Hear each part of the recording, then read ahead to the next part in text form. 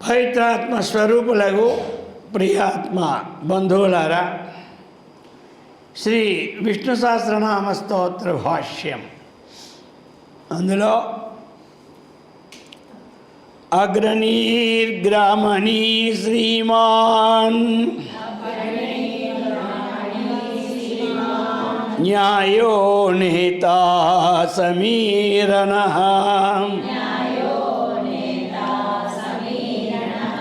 సహస్రమూర్ధా విశ్వాత్మా సహస్రాక్ష సహస్రపాత్ అగ్రణీర్గ్రామణీ శ్రీమాన్ న్యాయో నేతా సమీరణః సహస్రమూర్ధా విశ్వాత్మా సహస్రాక్షీ సహస్రపాత్ అగ్రణి ఒకటి, అగ్రణి గ్రామణి శ్రీమాన్ న్యాయ నేత సమీరణ సహస్రమూర్ధ విశ్వాత్మా సహస్రాక్షి సహస్రపాత్. అగ్రణీ అగ్రణీ అగ్రం అంటే ఉత్కృష్టమైనటువంటి దాన్ని అగ్రమం అంటారు. అగ్రము మొట్టమొదటి దాన్ని అగ్రము అంటారు. ఇంకా ఎక్కడైనా సామాన్య భాషలో కొనని కూడా అగ్రమని కొంతమంది ఒక తామరపాకు కొనందనుకో, కొనకు కూడా అగ్రం అంటారు. కానీ ఇక్కడ అగ్రం ఏంటంటే ఉత్కృష్టమైనటువంటి స్థానం.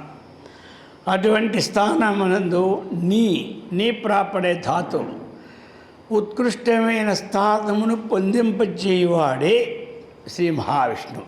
అర్థమైంది కదా. ఈ యొక్క రోజు ఇప్పుడు మనం సత్సంగం చేస్తూ ఉన్నాం. ఈ సత్సంగం ద్వారా మనం ఎక్కడికి వెళ్ళాలని సత్సంగం చేస్తున్నాం. మనం ఈ శరీరం ఉంటుండగానే అగ్రమైనటువంటి స్థానాన్ని పొందడానికి ప్రయత్నం చేస్తున్నాం. ఈ వేదాంతం సచ్చిన తర్వాత మోక్షం వెళ్ళడం కాదు. ఏమంటారు, బ్రతికొండగానే మోక్షం పొందింపడమే వేదాంతం యొక్క రహస్యం. చచ్చిపోయాక ఇంకే మోక్షం లేదు, పాడు లేదు. అర్థమైంది కదా. అంతే, మామూలు మోక్షం ఉంటుంది. ఏదో ఒక లోకం వెళ్ళడం, అక్కడ కొన్నాళ్ళు ఉండడం, మళ్ళీ ఇక్కడికి రావడం, ఇలా ఉంటుంది. యద్గత్వా నివర్తంతే తద్ధామ పరమ. దేన్ని తెలుసుకున్న తరువాత మళ్ళా లోకానికి రావడం, అదే నా యొక్క స్థానం. నస పునరావర్తతే, పునర్జన్మ నవిద్యతే చెప్పేశాడు కదా.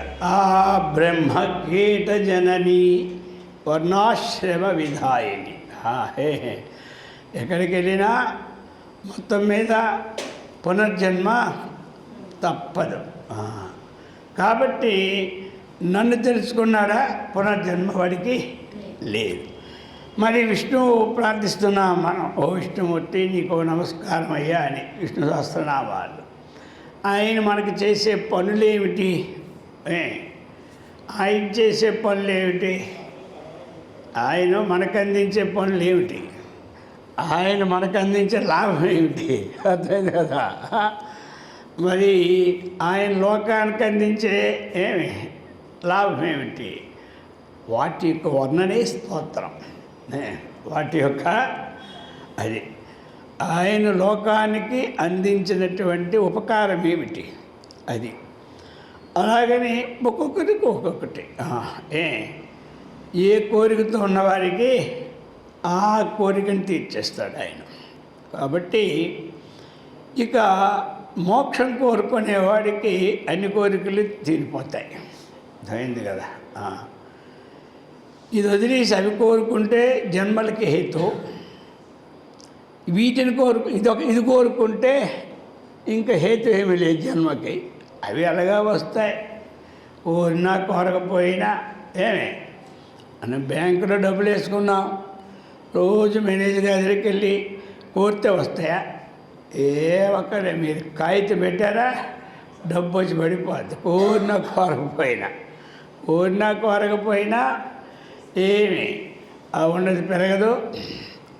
అంటే వడ్డీ చక్రవడ్డీ పెరుగుతుంది అంతేగాని ఊరికే ఏమి 30,000 వేసి ₹1,00,000 రోజు అక్కడికి వెళ్ళి ఆయన దగ్గర రోజు 10 నిమిషాలు కీర్తిస్తే 35 లక్షలు ఇవ్వడం ఆయన చేతిలో లేదు.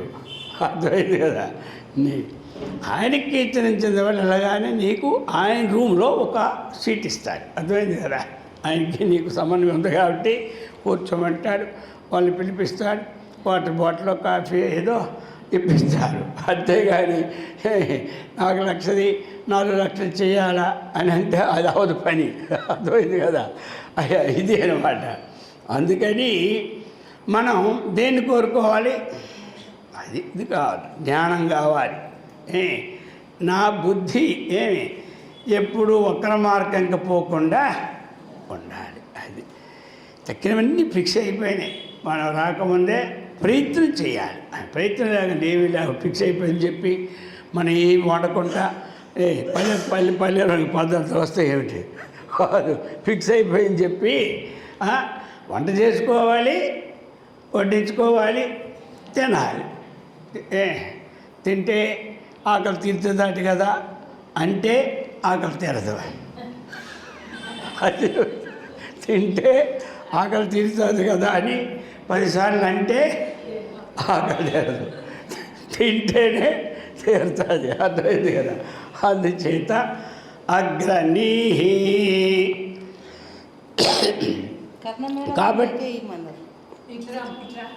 కాబట్టి అగ్రణీహి అర్థమైంది అందరికీ. అగ్రణీహి అంటే ఏం చేస్తాడు? అగ్రం ఏవైతే సాధకులు ఉన్నారో, ఎవరైతే ముముక్షువులు ఉన్నారో, ఎవరైతే ఆత్మానాత్మవిచారణ చేస్తూ నన్ను చూస్తున్నారో వారందరికీ నేను ఉత్తమం మార్గం నేను అందిస్తున్నాను అని ఆ యొక్క విష్ణుమూర్తి చెప్తున్నాడు. ఉత్తమమైన మార్గమైన మోక్ష ప్రాప్తి స్థానాన్ని అలంకరింపజేస్తున్నానని చెప్తున్నాడు.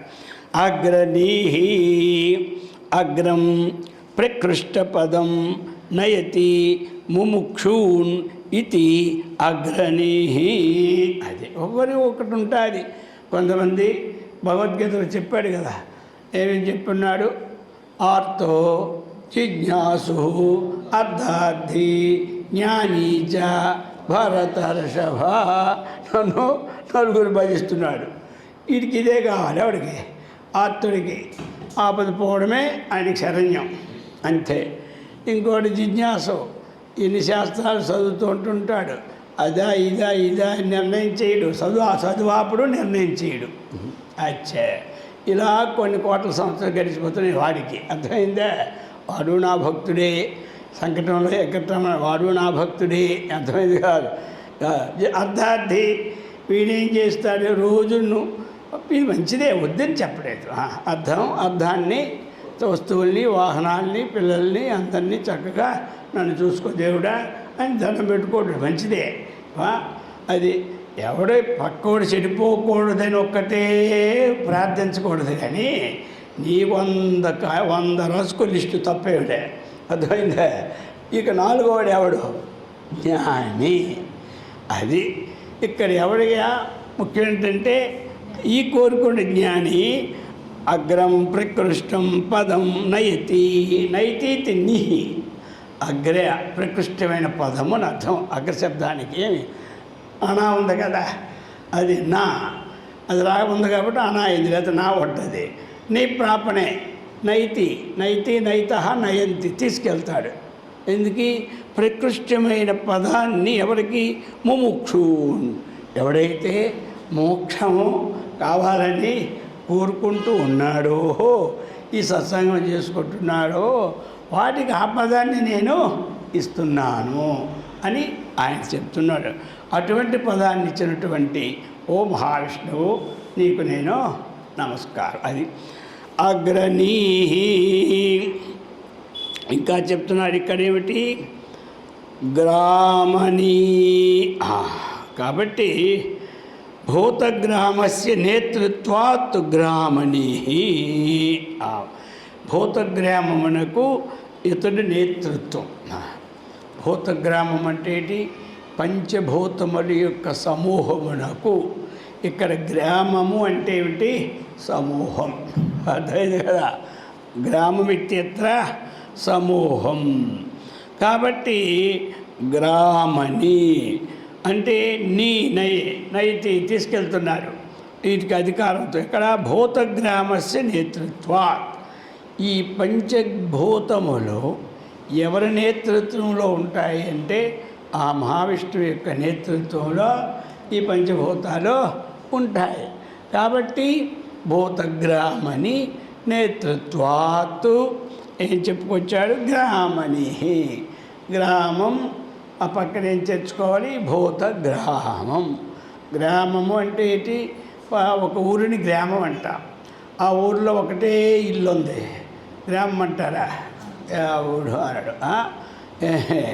4 ఇల్లుంటే గ్రామం, 5గురుంటే పంచాయతీ. అర్థమైందా?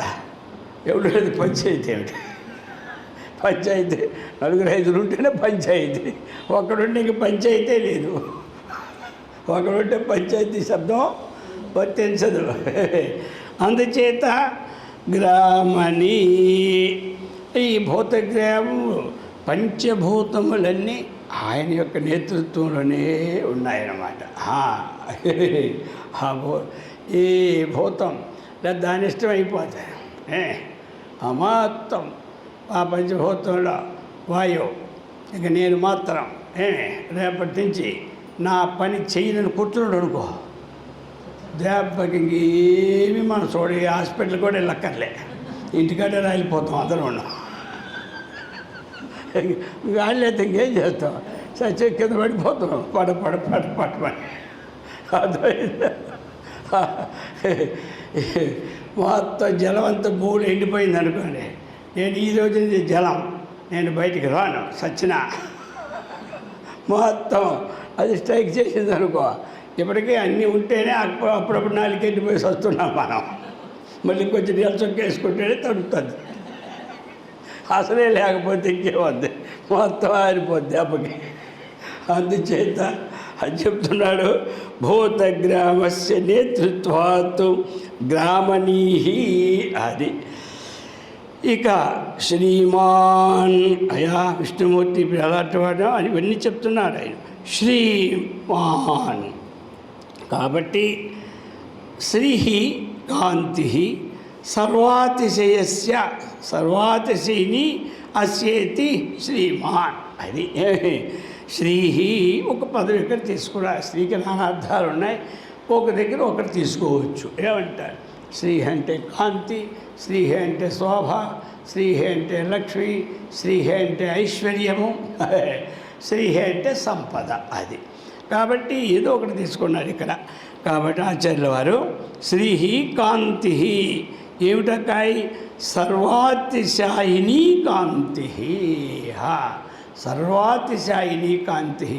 లోకంలో ఎన్ని కాంతులున్నాయో ఆ కాంతులన్నిటికీ అధిగమించిన కాంతి కలవాడు కాబట్టి శ్రీమాన్.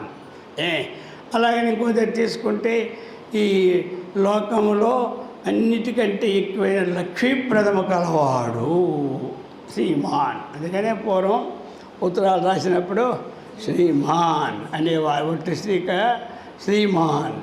అమ్మగారికి ఏమనేవారు? శ్రీమతి. ఎస్ఎంటి ఇప్పుడు కూడా పెడుతున్నారు కదా, శ్రీమతి. అర్థమైంది కదా. అందుచేత అటువంటి వాడు. ఇంకా ఏమిటి? న్యాయ. న్యాయ కాబట్టి ప్రమాణానుగ్రాహక అభేదకారక తర్క న్యాయ. కాబట్టి ప్రమాణ అనుగ్రాహక, ఒక ప్రమాణాన్ని అనుగ్రహించేవాడు. అది ఏదైనా ఒక న్యాయం చెప్పాలంటే ఒక ప్రమాణం ఉండాలి. అది అర్థమైంది కదా. ఆ ప్రమాణం అంటే ఏమిటి? మనకి ప్రమాణం అంటే ముందు సృష్టిలో ఇది ఇలా ఉండాలి, ఒక నిర్ణయం తీసుకున్నట్టు నిర్ణయాన్ని ఏమంటారు? ప్రమాణం. అది ప్రమాణం. ఇది ప్రమాణానుగ్రహక. కాబట్టి సృష్టిలో మనకి చక్కగా సత్యం వద, ధర్మం చర, మాతృదేవో భవ, పితృదేవో భవ, ఇటువంటి ఒక స్థితిని అందింపచేశాడు. అర్థమైందా? దానికి సంబంధమైనటువంటి వ్యవహారంతో వెళ్ళడమే న్యాయం, లేకపోతే అన్యాయం. లేకపోతే ఇది అన్యాయం అన్నమాట. అటువంటి ఒక ప్రమాణం ఇదేనంతే కదా. మనం సంఘం పెట్టుకున్నాం, ఈ నియమాలు ఈ సంఘంలో చక్కగా ఆచరింపబడును పెట్టుకున్నాం. అది మనకి ఆ సంఘము ఆ నియమాల బద్ధంగా నడుచుకోవడమే ప్రమాణం.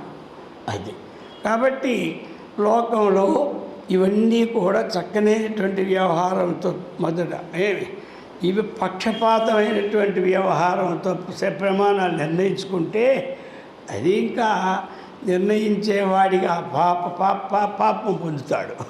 అర్థమైంది కదా. ఇప్పుడు ప్రమాణం అనేది ఒక పక్షంలో పాతం అంటే పడిపోయి ఉండకూడదు, ఒక పక్షంలో పడినట్టు ఉండకూడదు.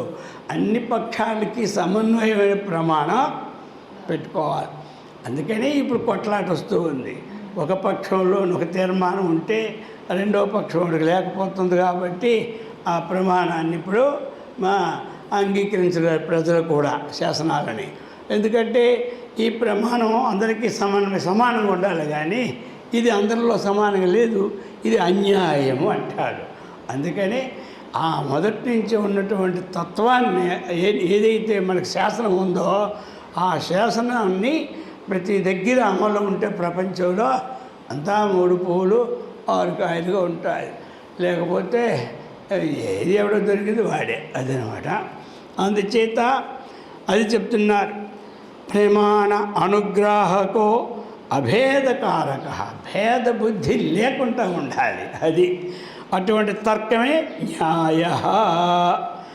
ఇక చెప్తూ ఉన్నాడు ఇప్పుడు నేత. ఈ నేతా పదం మనకి అన్ని దగ్గరలోనూ ఉంటుంది. ఒక్కొక్క పార్టీకి ఒక్కొక్కడు నేత, ఒక్కొక్క సంఘానికి ఒక్కొక్కడు నేత. నేత అంటే నైప్రాప్ అనే ధాతు నుంచి వచ్చింది కాబట్టి తీసుకెళ్ళేవాడు ముందుకు అనమాట. ఈ నేత లేకే మా పని ఎలాగైపోయింది అంటారు కొంతమంది. అర్థమైంది కదా. అందుకనే ముందు ఒక నేతని ఎన్నుకుంటారు. లేకపోతే అవదు. బాగా నడవాలంటే నేత ఉండాలి. అలాగే నేత మరి ఇక్కడేమిటి నేత అంటే జగద్యంత్ర నిర్వాహకో నేత. ఈ జగత్ అనేది ఒక యంత్రం అన్నమాట. ఇది ఇలా తిరుగుతూనే ఉంటుంది, పుట్టడం చావడం. ఈ యంత్రాన్ని చక్కగా నడిపేవాడు ఎవరు? ఆయనే. భ్రమయన్ సర్వభూతాన్ని యంత్రారూఢాన్ని మాయయా. అర్థమైంది కదా. యంత్రారూఢాన్ని మాయయా భ్రామయన్ సర్వభూతాన్ని, సమస్త భూతాల్ని తిప్పుతూనే ఉంటుంటాడు. తన యొక్క మాయ చేత దానికి ఇదే కరెంట్ ఏమిటి యంత్రానికి, ఆ కరెంటానికి యంత్రం ఏంటంటే మాయే. జగత్ యంత్రానికి కరెంట్ ఏమిటి? మాయా. ఈ జగత్ చక్రము మాయాచక్రం. ఇది రంగులు రాట్నమైనా ఆపగలం, కానీ మన చేతిలో ఉంటుంది. ఇది ఆపలేం మనం. ఇది అన్ని లోకాలకి తిప్పేస్తుంటుంది ఈ యంత్రం.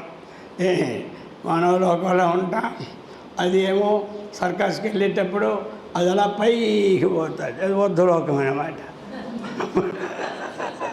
అర్థమైంది. మళ్ళీ వెనక్కి వచ్చేసరికి అదొక లోకం, కిందకు వచ్చేసరికి ఇదొక లోకం. వాళ్ళు తిరిగినోడు కూర్చోడు అనుకో, వాడికి ఏ లోకం అక్కడి నుంచి పడి సత్తాడు. దురాభావ నాకు యంత్రం అంటే అంతేనది. దేవుడు కొల్లోడే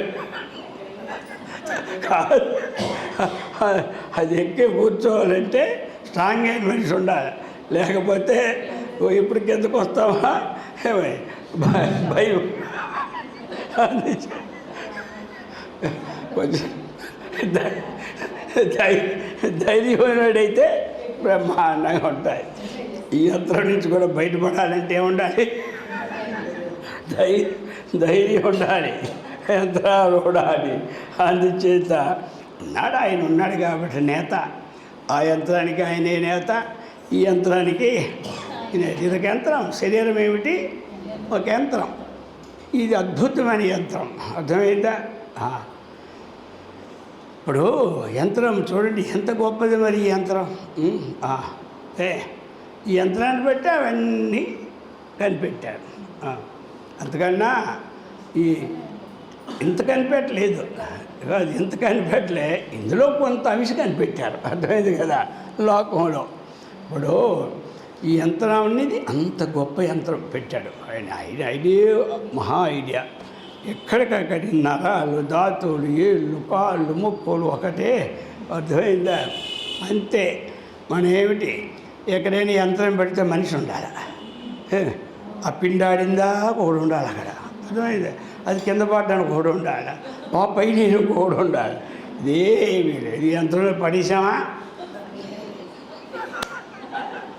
మొత్తం ఎడు తట్టుకోండి మానేస్తుంది. కొట్టవలసింది లోపల ఉంచుకోవాల్సింది ఉంచుకోండి. ఇది సామాన్యమా? వాడి కింద పడిందే తీయడానికి అక్కడ ఒకటి ఉండాలి మళ్ళీ. చిన్నప్పుడు ఎలాగ తీసి పెడుతుంటాను కదా, ఆ సంగతి వేరు. పెద్ద అంతే కదా, పెద్దకి ఎవరు వాడి పని వాడిదే.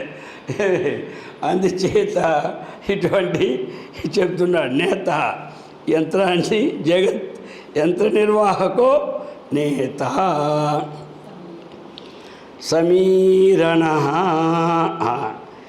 ఈరణ చేష్ట అన్నమాట.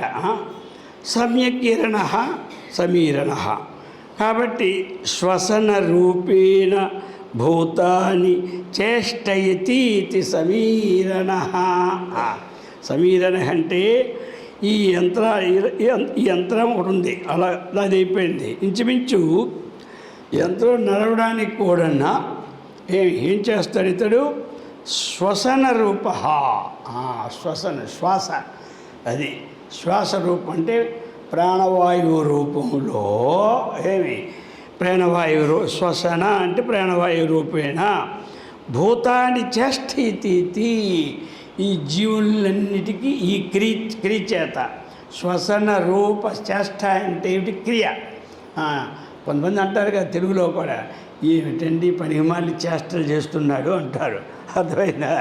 అంటే పనికిరాని చేష్టలు అంటే పనికిమాలిన పనులు అనమాట. అలాగా ఇక్కడ చేష్ట అంటే పని, చేష్ట అంటే క్రియ. ఏమిటి క్రియ చేస్తున్నాడు అంటే శ్వసన రూప.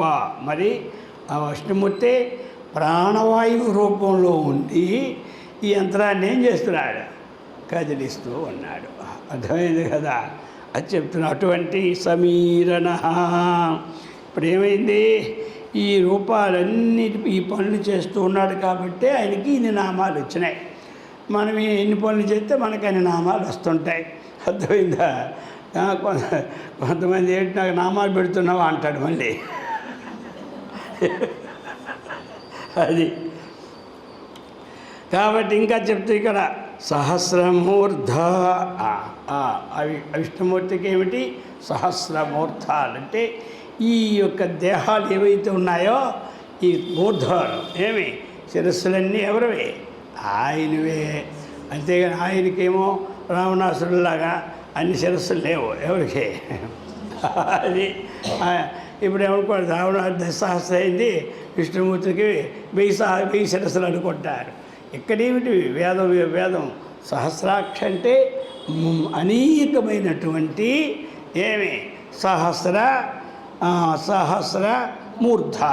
సహస్రమూర్ధములు కలవాడు అది చెప్తున్నారు. అలాగని విశ్వాత్మ. విశ్వం ఆత్మ యస్యసి విశ్వస్య ఆత్మ విశ్వాత్మ. ఈ విశ్వానికే అతడు తన స్వరూపము కలవాడు. విశ్వరూపమే ఆయనది కలవాడు. ఆత్మ ఒకప్పటి స్వరూపాన్ని చెప్తుంది, ఆత్మ పరమాత్మని చెప్తుంది. కాబట్టి సర్వభూతాత్మ అని అంటాడు. ఈ సమస్త భూతముల యొక్క స్వరూపముగా కలవాడు. అందుకని విశ్వరూపముగానే కలవాడు. అతడు విశ్వరూపం ఎవరిది? అయిందే. కాబట్టి కృష్ణుడు ఏం చేశాడు? విశ్వరూపాన్ని చూపెట్టాడు. మరి చూపెట్టాడు కాబట్టి ఒకే మనిషి అనేక రకరకాల తలలంటే ఏమున్నాయి? అందరి తలలు అందులో ఉన్నాయి, అందరి కళ్ళు అందులో ఉన్నాయి, అందరి ముక్కలు అందులోనే ఉన్నాయి. అది చెప్తున్నాడు ఇక్కడ. అందుచేత విశ్వాత్మ సహస్రాక్షి ఏవి? సహస్ర పాత్ అంటే పాదాలు, అక్షి అంటే నేత్రాలు, మూర్ధం అంటే శిరస్సు. ఇవన్నీ కూడా రూపాలు. ఇక్కడ చూసుకోవాలి. ఈ పదం ఏం చేస్తుంది తెలుసా? అభేదాన్ని కలిగిస్తుంది. అక్కడ ఫలాని వాడే అని లేదు. అక్కడ అందరూ ఉన్నారు. అక్కడ విశ్వరూపంలో అందరూ నా వారని చెప్పినాడు. ఈ ముక్కను పాటించాడు. ఇప్పుడు అందరూ అన్నాడు కానీ ఆయన ఏదో ఎదపరగని అన్నాడేమోలే. అది ఎదపరగేటి నీకు కావలసింది జ్ఞాపకం ఉన్నట్టును నీ మనసుకు అక్కడ ఎదపరాక ఇంత అజ్ఞానులు ఈ లోకంలో లేనే లేరు. అర్థమైంది కదా? ఆయన అన్ని రూపాలు ఆయనే. అక్కడ అయితే విష్ణువుకు సంబంధమైనటువంటి వారి పేరేంటారు? శివుడికి సంబంధమైన వారిని ఏమంటారు? శైవులు అంటారు. అంటే ఏమిటి? శివభక్తులకి శైవులని పేరు, దేవీ భక్తులకి శాక్తేయులని పేరు. అర్థమైంది కదా? అలాగని విష్ణు భక్తులకి వైష్ణవులని పేరు. అర్థమైందా? అయితే ఇక్కడ విశ్వరూపములో కేవలము వైష్ణవులు ఉన్నారా? శివులు దేవుడు శాక్తే లేరా? అందరూ ఉంటారు. అర్థమైంది కదా?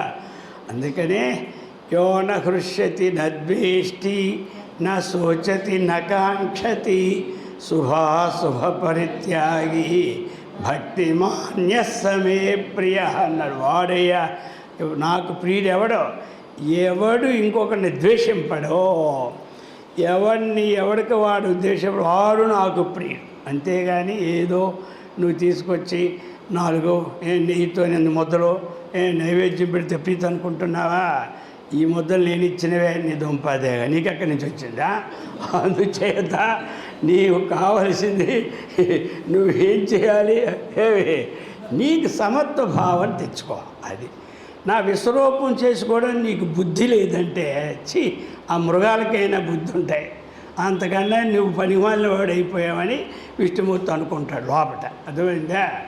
అది అందుకని విశ్వరూపం చూసైనా ఈ శాక్తేయులు కానీ, ఈ వైష్ణవులు కానీ, ఈ శైవస్తులకు కానీ బుద్ధి రావాలి. అర్థమైంది కదా? ఎందుకంటే ఈ రూపంలో అంతా ఆయనే ఉన్నాడు కదా. నేను ఇతని ముఖం చూడకపోవడం ఎందుకు, నేను ఇతని ముఖం చూడకపోవడం ఎందుకు అన్నీ అభేద దర్శనాని కోసం విశ్వరూపం చూపెట్టాడు. అర్థమైందా? అప్పటికీ వీళ్ళకి బుద్ధే రావడం లేదు. బుద్ధి గడ్డి తింటుంది అందరికన్నా. అందుచేత బుద్ధి లేన ఎవరికి ఏం చెప్పిందో ఆహారమో అది వారు తినాలి.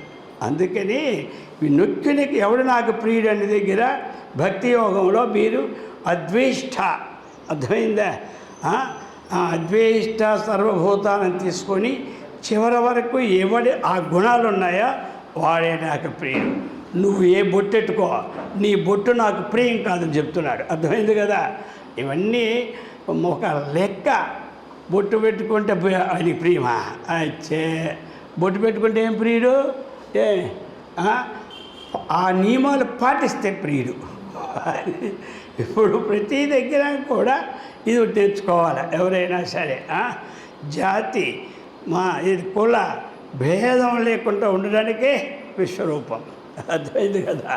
ఫలాని జాతిని కానీ, ఫలాని గోత్రమని కానీ, ఫలాని కులమని కానీ ఏది భేదం లేనిదేం రూపం చెప్పండి?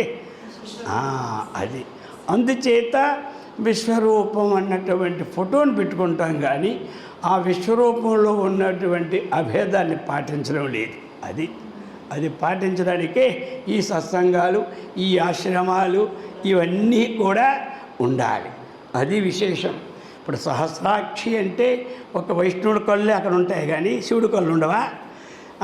శివుడి కళ్ళు దగ్గర ఇవి ఉండదా? అందుకని ఈ శైవ మతస్థులకు కానీ వైష్ణవతస్థులు కానీ శాక్తేయులకు కానీ ఈ భేదభావాలు లోకంలో పోవాలి. అర్థమైంది కదా? పోతేనే లోకం బాగుంటుంది. లేకపోతే ఎలాగొస్తుంది ప్రపంచం అంటే, ఒక రొట్టె తెచ్చుకున్నాయి పిల్లులో, ఆ రొట్టెని పంచుకున్నప్పుడు వీళ్ళిద్దరూ కుమ్ములాడుకుంటారు. అలా తోవలో కోతి వస్తుంది, కోతి రా, మా తగు తెగడం లేదు, ఈ రొట్టెని మాకు సమానంగా ఉండాలి. అప్పుడు వెళ్ళింది, పక్కనే ఒకడు ఉన్నాడు, బంగారం అమ్ముకున్నాడు. వాడి దగ్గర ఒకసారి కాటా ఇస్తావా అంది. ఎందుకు? నువ్వు ఎక్కడ పొట్టి పారిస్తే నేను పారిను, తీసురా, నువ్వు ఒక్కడే ఉండండి. కాటా తెచ్చింది, ఈ 2 మొక్కలు వేసింది. ఏ మొక్క బరువుగా వస్తుందో ఆ మొక్క తినేస్తుంది. ఈ మొక్క తినేసి ఆ మొక్క తినేసి ఆ మొక్క తినేసి ఈ మొక్క తినేసి అయిపోయింది, గోయింది, సమానం అయిపోయింది చెప్పి వెళ్ళిపోయా. ఆఖరి మన బతికేలాగా అయిపోయాయి. మనం కాట్లు అనుకుంటే వాళ్ళు ఒరే మీ కాట్ల మా దగ్గర రండి, మీ కాట్లు అట్లా ఇవి రా జల్దీ, నీ తగులతో ఎందుకురా అందులో ఉంటావు, తగులు లేనిదే మాత్రం వీళ్ళు పట్టుకుపోతున్నారు, పోతేమో అంతా తినేసినట్టుగా. అందుకని ఉత్తిష్టత జాగృత ప్రాప్యవరా నిబోధత అన్నాడు ఉపనిషత్తే. లేమో ఇప్పటికైనా లేవయ్యా, ఇంకా నిద్రపోతున్నా అజ్ఞాన నిద్రలో. ఉపనిషత్తు తట్టి చెబుతుంది అనమాట అందరినీ, వాళ్ళలేదు ఎలా లేదు. అందుచేత ఏ శాస్త్రమైనా చదివేటప్పుడు మనలో వ్యతిరేక భావాలు ఉంటే వెంటనే మార్పు చేసుకోవాలి. లేకపోతే ఇవి చెదపురుగు లాంటివి. వ్యతిరేక భావాలు ఎలాంటివి? చెదపురుగు పట్టిందా రూపం లేకుండా చేసి పారేస్తుంది. అర్థమైందా? అది పట్టుకుందే తెల్లాసరికి ద్వారబంధమే ఉండదు, అంతా గోవింద. మళ్ళీ కొత్త ద్వారబంధం చేయించుకోవాల్సిందే. ఎందుకంటే ఇది చాలా ముఖ్యమైన విషయాలు కాబట్టి వెళ్ళి తీసుకుంటూ ఉన్నా. సహస్రాక్ష సహస్రమూర్ధ విశ్వాత్మ విష్ణుమూర్తి అంటున్నాడు. సహస్రమూర్ధ, ఈ లోకంలో ఎన్ని రూపాలు ఉన్నాయో అవన్నీ నేనే, అదంతా నా స్వరూపమే. ఆ కళ్ళు అన్నీ నావే, ఆ ఏమున్నాయో పాదాలు నేనే, మొత్తం విశ్వస్వరూపమే నేనయ్యా. నీకు ఎందుకంటే ఒకసారి చెప్పకపోతే నీకు విశ్వస్వరూపం అంటే అర్థం అవదు. విడదీ చెప్తున్నాను. ఇప్పుడు విష్ణు సహస్రనామ స్తోత్రం ఇచ్చారు. అలాగనే పురుషోక్తం శ్రీసూక్తం రోజు చెప్పుకుంటూ సహస్ర శీర్ష పురుష సహస్రాక్ష ఉంది కదా, అక్కడ కూడా అదే మొక్క ఇక్కడ పెట్టారు విష్ణు సహస్రనామంలో. అదే భీష్ముడు కూడా యుధిష్ఠుడికి చెబుతూ ఉన్నాడు, నాయనా ఈ భేదభావాన్ని పోగొట్టుకోండి. అర్థమైంది కదా? ఈ భేదభావం ఉంటే అసలు క్షాత్ర ధర్మమే కాదు. నువ్వు ఇది చూసుకుని నువ్వు చక్కగా రాజ్యాన్ని హేలు. యథా రాజా తథా ప్రజ. నువ్వు రాజువై నీకే ఈ ద్వేషభావాలు పోకపోతే నువ్వు ప్రజల్ని ఏమి పరిస్థితిస్తావని విష్ణు ఎవరు చెప్తున్నారు? ఇది యుధిష్ఠుడికి భీష్ముడు చెప్తుంటే ఆ తరువాత మనవడైనటువంటి జనమేజయుడికి వైశంపాయనుడు చెప్తూ ఉన్నాడు. ఈ ప్రకారముగా మొదటి వచ్చిందిగా వైశంపాయన వాచ శ్రుత్వా ధర్మాన శేషేన పావనాని సర్వశః. అవన్నీ గుర్తుపెట్టుకోవాలి ఎవరెవరో చెప్తున్నారు. సరే రోజు చదువుతున్నారు, మీకు గుర్తేలే, అది పర్వాలేదు. ఇప్పుడు ఇంతవరకు ఏమైంది? సహస్రపాత్. ఆ తర్వాత ఆవర్తనో నివృత్తాత్మా సంవృతః సంభ్రమర్ధనః అహస్సంవర్ధకో వన్నిః అనిలో ధరణీధరః.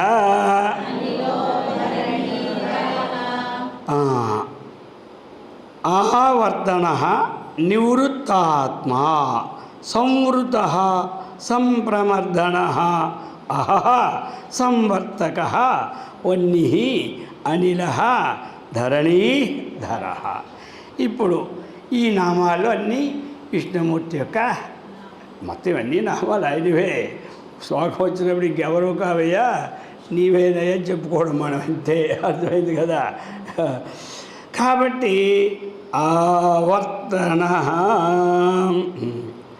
ఆవర్తన కాబట్టి ఆం ఉపసర్గపూర్వక వర్తే. వర్త అంటే నివసించడం అనమాట. అందుచేత తరువాత ఆవర్త వర్తులాకారైన ఏదైతే మనకి తిరుగుతుందో చక్రం ఉంది కదా, అది కూడా ఆవృత ఆవర్త. తలా తిరిగేదాన్ని ఆవర్త అంటుంటారనమాట. అది అందుచేత ఆవర్తయితుం సంసార చక్రం శీలం అస్యేతి ఆవర్తన. కాబట్టి ఈ సంసార చక్రాన్ని చక్కగా నడిపించేవాడవే నీవయ్యా. అందుచేత ఆయన నడిపిస్తూ ఉన్నాడు. మనమేమి నడిపించడం లేదు. ఆయన లోపటి నుంచి బయటికి వెళ్ళిపోయినాక మనంగా ఇక్కడి నుంచి నడిచి శ్మశానికి వెళ్తే అప్పుడు మనం నడిపించిన వాళ్ళం. అర్థమైందా? ఆయన బయటికి వెళ్ళిపోయినాక ఇక్కడి నుంచి మీరు ఎవరు రావక్కర్లేదు, చాలు ఇంతవరకు నడిపించాను నేనే, ఇప్పుడు కూడా నేనే శ్మశానికి పోతాను, ఆ స్థితి మీద కూడా నేనే పడుకుంటాను అని హాయిగా పడుకుంటే అప్పుడు ఈ నడిపించినట్టు. సరే, నడిపించేవాడు కూడా తప్పు లేదు. ఎలాగంటే ఒక దగ్గర రావాలి. ఏదైనా మనకు ఒక్క పక్షమైనా ఉంటే కదా మనకు సాగడానికి. ఏ పక్షం ఉంది? ఏ పక్షం లేదు. ఆ పక్షం అంటే మళ్ళీ మనకెందుకు కోమలోకి వెళ్ళిపోయి అక్కడ అలా కూర్చోవడం. మేము నడిపిస్తున్న చెప్పిరా ఇంటికి. అర్థమైందా? అందులో కూర్చొని దండగా ఏమి అంతా నేనే కొట్టుకున్నాడు. కోమలు ఎందుకున్నాడు దండగా? అప్పుడెప్పుడు ఉన్నాడు వీడి తాత, ఎప్పుడు ఉన్నాడు ఆయనే పరమాత్మ. అర్థమైందా? ఇప్పుడు నేను లేనిదే ఇది నడవదంటే నువ్వు కోమాలు ఉన్నప్పుడు ఏంటి నడుస్తుంది? నీ తాత నడిపిస్తున్నాడా? అందుచేత ఆ యొక్క చెప్తున్నాడు, ఆవర్తయితం సంసార చక్రం శీలం అస్యేతి ఆవర్తన. ఈ సంసార చక్రాన్ని చక్కగా ఏమి నడిపిస్తూ ఉన్నాడు. నడిపించేవాడే అతడే నాయకుడు, అతడే నేత, అతడే మహాప్రభు. అది అందుచేత అది చెప్తున్నాడు. అటువంటి ఈ సంసార చక్రాన్ని చక్కగా రన్ చేస్తున్నాడు ఎవరు? మహావిష్ణుమూర్తి. అర్థమైందా? అటువంటి విష్ణు కోసం నేను నమస్కారం చేస్తున్నాను. ఇంకా నివృత్తాత్మ. కొంతమంది ఎన్నాళ్ళ బాబు ఈ సంసారం ఎదడం అయిపోయింది, ఎన్నాళ్ళు ఇస్తాం, మళ్ళీ ఇదొక పెద్దది. అన్నన్నాళ్ళు బాగున్నారు, బాగానే ఉంటారు. కొంతకాలం పోయిన తర్వాత ఇంకా కళ్ళు కలపడం తగ్గిపోయింది. అర్థమైందా? నడవడానికి నడదు, కూర్చోడానికి నడువు నొప్పి. అప్పుడు మొదలెడతాడు, ఎన్నాళ్ళు దేవుడా నాకు ఏదో ఒక నివృత్తి మార్గం చూడవయ్యా బాబు. అర్థమైంది కదా? ఈ ఏడిచే వాళ్ళే చాలామంది ఉన్నారు ఇప్పుడు. అర్థమైంది కదా? ఎల్ని చూసుకోవాలా, వాళ్ళని చూసుకోవాలి. సంసార చక్రంలో ఎక్కుతారు. మనం వెళ్ళి ఎక్కుతున్నాం కదా సర్కస్కి వెళ్ళి, వాళ్ళని అందరూ ఎక్కిస్తుంటాడు, అలా సరదాగా తిప్పుతుంటాడు. అర్థమైందా? ఆడన్నీ అయిపోయిన తర్వాత ఇంటి బొమ్మంటాడు. ఇక వీళ్ళు ఇప్పుడు అయిపోయింది నా పని, ఇప్పటికైనా నన్ను కాపాడు దేవా. ఎన్నాళ్ళు నా వైపే చూడలేదు, నేను నీ వైపే చూడలేదు. ఈ రెండు నిత్యమే, ఇందులో ఏం తేడా లేదు. అర్థమైందా? ఇప్పుడు నిన్నే చూస్తున్నాను విష్ణుమూర్తి, నన్ను చూడు ఇప్పుడు ఆయన అనుకోండి. ఆయన ఏంటంటే ఒక ఎన్నాళ్ళు 160 సంవత్సరాలు తలంచకపోయినా, అర్థమైంది కదా? ఆ 61వ సంవత్సరం ఒక్కసారి పిలిచారు అనుకో పొంగిపోతాడు. అదేమిటో ఆయన బుద్ధి అలాంటిది. మన ఇంటి పక్కోడు మనకి 30 ఏళ్ళు మాటలు మానేసి వచ్చే సంవత్సరం మాటలు మొదలెట్టుకో, నీకు బుద్ధి లేదు, నీకు నాకు 30 ఏళ్ళు ఇప్పుడు మాట్లాడతావా? వీడు ఆడు ఏదో సిగ్గు లజ్జ వదిలి మాట్లాడుతున్నాడు, వీడు సంతోషపడద్దా? లే ఏంటి ఇప్పుడు నీకు కనబడ్డానా, నీకు ఇప్పుడు కనబడ్డానా, పల్లెటూరులో ఇదే నీకు ఇప్పుడు కనబడ్డానా, ఇన్నాళ్ళు కనబడలేదు, ఇన్నాళ్ళు నీకు ఎవడు కనబడి వాడి దగ్గర పో, నా దగ్గర రాకు. ఇప్పుడు ఈ రాలేదు మొత్తం ఎన్ని సంవత్సరాలు, కొంతకాలం అంతా కూడా గజేంద్రుడు ఎవరిని పిల్లలే అయింది కదా. ఏదో కొయ్యాలించాడు, అప్పుడు నీవే తప్ప దానికి పొంగిపోయి అర్థమైపోయింది కదా, పొరిలిపోయి ఎవరితో ఇంట్లో చెప్పకుండా ఇదిలో చెప్పకుండా మొత్తం వచ్చేసాడు. అర్థమైందే, అదండి భగవంతుడి యొక్క ఈ అనుగ్రహం. అసలే అందుచే చెప్తూ ఉన్నాడు ఇక్కడ నివృత్తాత్మ నాయన. ఇక మనం అయిపోయింది, ఏదో ఎన్నాళ్ళు ఈ సంసార బంధం, ఎన్ని సంవత్సరాలు, ఎన్ని కోట్ల జన్మలు ఎత్తి ఎత్తి ఎత్తి పుట్టి పుట్టి సచ్చిలాగా అయిపోయింది. కాబట్టి ఇలా ఇప్పుడు ఈ సంసార బంధ నివృత్త ఆత్మస్వరూపం అశ్యేతి. ఈ సంసార బంధాన్ని నుండి మనని తప్పించేవాడు ఏంటో విష్ణుమూర్తి, ఈ బంధం నుండి నన్ను విముక్తిని చేయు, అలా చేస్తూ ఉన్నటువంటి ఆయనే విష్ణుమూర్తి అని చెప్పారు. నివృత్తాత్మ అంటే ఏమిటి? ఈ యొక్క కర్మ జన్మజరా ప్రవాహము నుంచి నివృత్తి. వృత్తి అంటే ఏంటి? అందులోనే ఉండడం. నివృత్తి అంటే ఏమిటి? దాన్ని దాటిపోవడం. అదే అన్నమాట. అందుకే జన్మబంధ వినిర్ముక్త పదం గచ్చంతి అనామయం వచ్చింది భగవద్గీతలో. జన్మబంధ వినిర్ముక్త పదం గచ్చంతి అనామయం. అనామయం పదం గచ్చంతి. కే గచ్చంతి? తే ఎవరు వాళ్ళు? జన్మబంధ వినిర్ముక్త. ఈ జన్మబంధాన్ని ఉండకూడదని కోరుకునేవాడు. అర్థమైంది కదా, చాలు ఇంకెన్నైనా ఇంతే కదా అని అనిపించి ఆ నివృత్తిని కూడా ఇచ్చినటువంటి వాడే ఆ మహావిష్ణువు.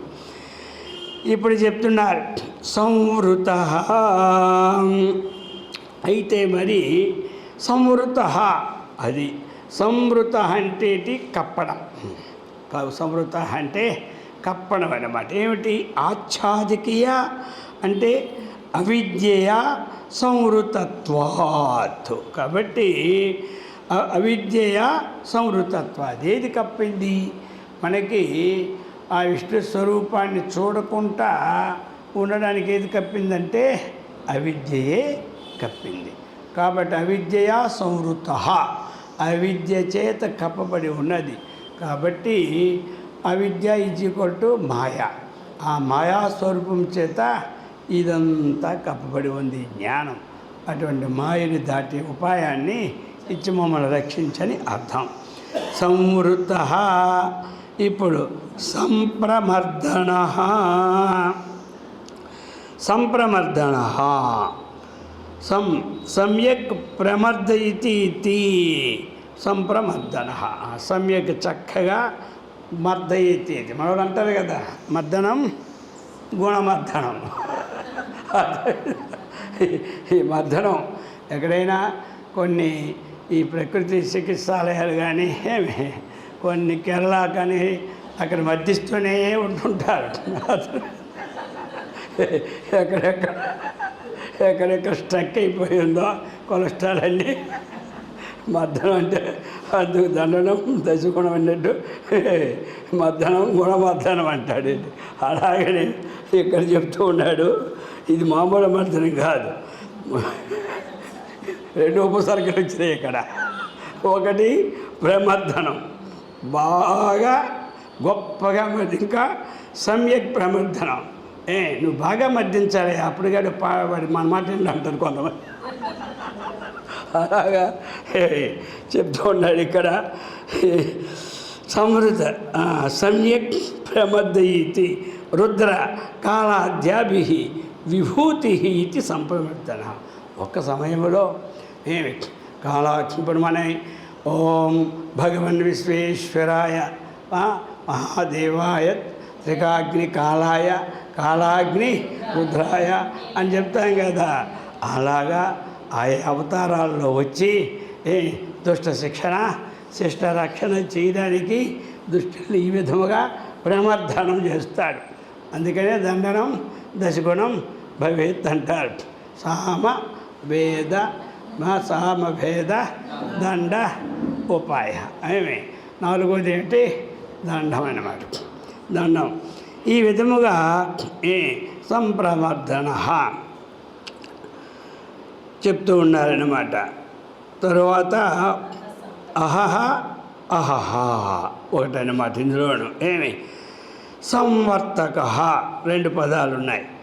అందుచేత ఇక్కడ చెప్తున్నాడు అహహ అంటే అన్హాం ప్రవర్తనాత్ సూర్య అహహ సంవర్తక. అన్హహ అహహ అంటే ఏమిటి? మనకి పగలు. ఏమి అహహ అంటే పగలు. అహస్సు అంటారు పగలనమాట.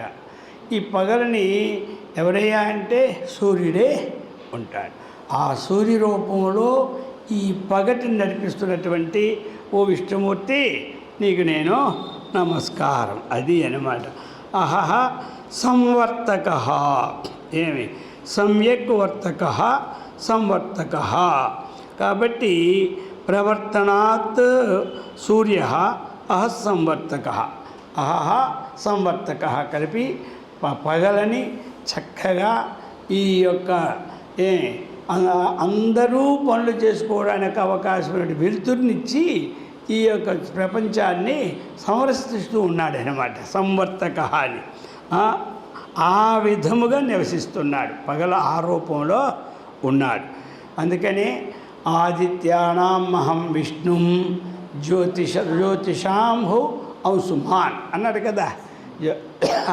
ఆదిత్యులలో విష్ణువు అనేది సూర్యుడును నేనే. అది అన్నమాట. ఆ విధంగా చెప్తున్నారు. ఇప్పుడు అహస్సంవర్తక. ఇంకా కూడా వన్హి. ఇప్పుడేటిది అగ్ని. అగ్ని హవిహి నిర్వహణాత్ వన్హి. అదే అన్నమాట. హవి అంటే మనం వేసినటువంటి యజ్ఞములో హవిర్భాగములో నెయ్యి వేస్తాం కదా. వీటిని వాహనాత్వన్ని మోస్తాడనమాట. అర్థమైందా? ఇవన్నీ తీసుకెళ్ళి వేసిన ఈ డ్యూటీ ఎవరిదే? అగ్నిదేవుడిది అనమాట. ఎవరు ఆహుతులో వారికి చేర్చే డ్యూటీ ఎవరిదే? అగ్నిదేవి. ఒకరికో పని అనమాట. అందుచేతే హవి వహనం మోత ఇవన్నీ తీసుకెళ్ళి మన అగ్నిలో వేస్తాం కదా. ఎక్కడ వేస్తాం? అందుకని అక్కడ వేయడం. అందుకని జ్వాలలు బాగా ఉండాలంటారు. మనం వేసినప్పుడు ఆరిపోయిన తర్వాత హోమం చేయకూడదు, చెయ్యాలి. ఏదో టైం అయిపోయింది వేసేస్తూనే ఉంటుంటారు. అది ఆరిపోయినా టైం చూసుకుంటుంటారు. పర్వాలేదు, ఏది పర్వాలేదు అసలు అగ్ని వెయ్యారా? అక్కడ పర్వాలేదు గిరవలేదు ఏమి లేదు. అగ్ని ఆరిపోయిందంటే అక్కడ కాపి అది వెలిగించి బాగా మండినప్పుడే చేసుకోవాలి. అంతే కదా. అగ్ని ఆరిపోయింది కదా, పోతే పోనీలే, ఆ పొయ్యి మీద బియ్యం పెట్టి వంట అయిపోతుంది. అవుతుంది, అది చచ్చినా అవ్వదు. అది ఎలాగ మళ్ళీ వంట ముట్టించి కలిపితేనే అవుతుందో ఇది కూడా.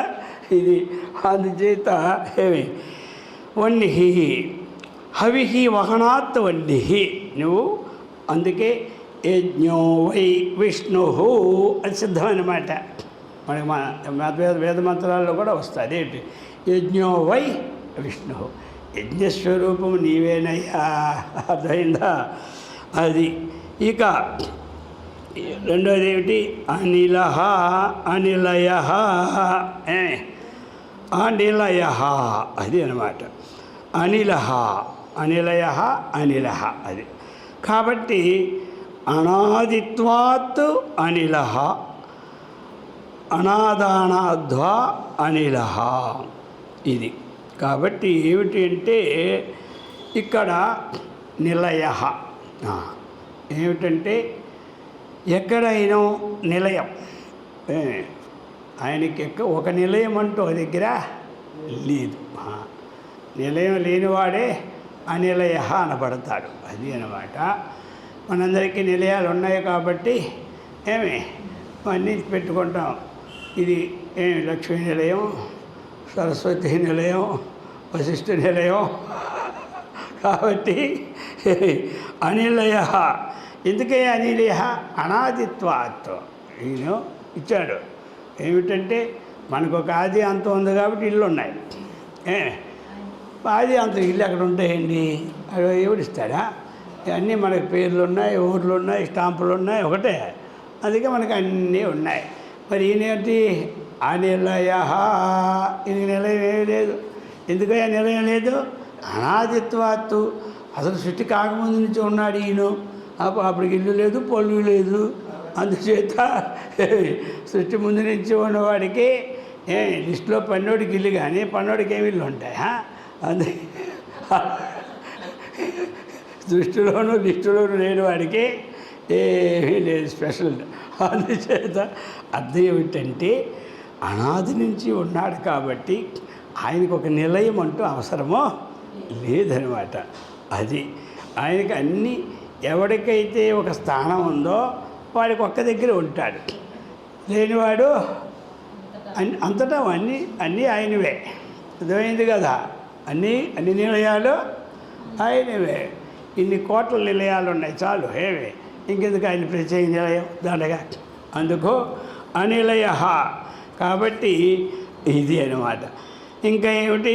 ధరణి ధరహ. ఈ ధరణి అంటే భూమి. ఈ భూమిని చక్కగా ధరించేవాడు. ఈ భూమిని ధరించాడు. ఒక్కొక్కసారి ఒక్కొక్కలా ధరిస్తూ ఉంటుంటాడు. ఒక్కొక్కసారి ఈ మొత్తం అంతా పట్టుకుపోయినాడు ఆయన. ఆ స్వామికాసురుడు వచ్చి ఈ వేదాలన్నీ ఆడిపడిపోయినాడు. మళ్ళీ అప్పుడు రూపం ఎత్తినాడు. అర్థమైందా? ఈయన వచ్చినాడు మొత్తం హిరణ్యాక్షుడు ఏం చేశాడు? భూమి మొత్తం చాపల చుట్టుకెళ్ళిపోతున్నాడు. అప్పుడు మళ్ళీ వరాహ రూపం ఎత్తి వాడు దుంప దింపి, అర్థమైందా? మళ్ళీ అందుచేత వరాహాది రూపేణ ధరణి ధత్తే ధరణి ధరహ ఒక అర్థం అన్నమాట. కాబట్టి ధరణి పోషాన్ని నుంచి ఉన్నటువంటి వాడు కూడా ధరణి. అది అందుచేత ఈ ప్రకారముగా ఈ యొక్క మనకి ఈ విష్ణు సహస్రనామాలు దివ్యంగా భవ్యంగా జరుగుతూ ఉన్నాయి. ఎంత ఈ విష్ణు సహస్రనామం ఒక అమృతం లాంటిది అన్నమాట. అమృతాంశో అమృతోద్భవ. అందుచేత ఈ నిజరూపాలు ఏంటంటే భగవంతుడి నిజరూపము చూస్తే ఎంత సంతోషం తెలుసా? అక్కడ వెంకటేశ్వర నిజరూపం చూస్తే ఒక్క క్షణం ఆయన నిజరూపం చూసామంటే, అయ్యో మీకు అచ్చే మాకెప్పుడు నిజరూప దర్శనం కాలేదండి, వీళ్ళు పొంగిపోతూ ఉంటుంటారు మాకే అయిందని. ఇప్పుడు ఇక్కడ విష్ణువు తన నిజరూప దర్శనం ఇస్తున్నాడు ఈ చాతుర్మాసంలో రోజు. అర్థమైందా? అందుచేత ఆయన ఇదేమిటే ఆయన యొక్క నిజరూపం. నిజరూపం చూసిన వాడికి ఎప్పుడు మోక్షం కలుగుతుంది. ఏం కలుగుతుంది? అయితే మేము ఇంతవరకు అబద్ధ రూపం చూసామా స్వామి అంట. అందుచేత ఆయన నిజరూపం అంటే విశ్లేషణగా ఆయన యొక్క స్వరూపాన్ని చక్కగా మనం భావించడమే నిజరూప దర్శనం. మరి అటువంటి నిజరూప దర్శనాన్ని మరి ఇటువంటి ఈ చాతుర్మాసంలో మనందరికీ చక్కగా ఆ భగవంతుని ఇచ్చి మరి సత్కర్మనిష్టను, భగవద్భక్తిని, ఆత్మజ్ఞాన సంపత్తిని, ఆయుర ఆరోగ్య ఖండైశ్వర్యాన్ని కూడా ఇచ్చి సదా రక్షించుగాక.